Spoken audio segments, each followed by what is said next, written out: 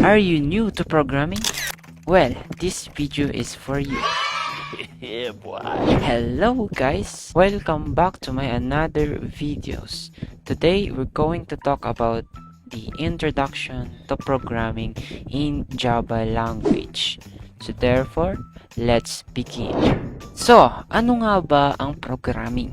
Programming ay isang proseso ng pagbibigay ng instruction sa computer na dapat niyang gawin.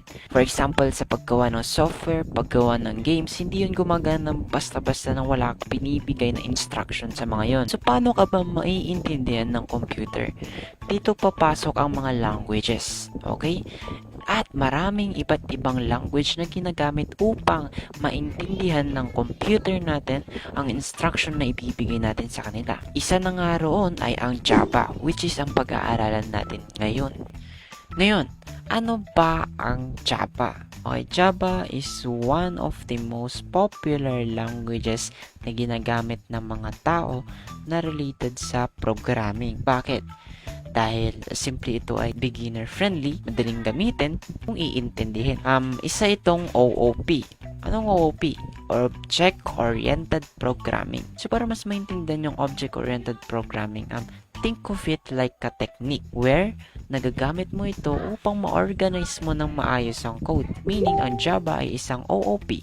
Or, sa Java, madali mong ma-organize yung mga code mo.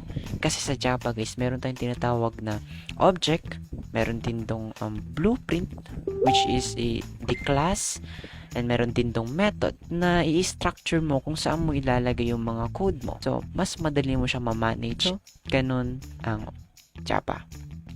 So, syempre guys, para makapag-umpisa na kayang gumamit ng Java, kakailanganin niyo syempre ng devices. It's either computer, laptop, or cellphone. Okay? Pangalawa, kakailanganin niyo ng compiler. Okay? Compiler ito yung ginagamit natin para makapag-run ng code. And one of those popular compiler is ang Visual Studio. Wherein, nagagamit mo dito yung Java, C++, Python, kahit anong mga languages. So, let's proceed na dito guys. Ngayon, gusto ko lang ipakita sa inyo guys ang syntax ng Java. Okay? So, ang syntax again is rules.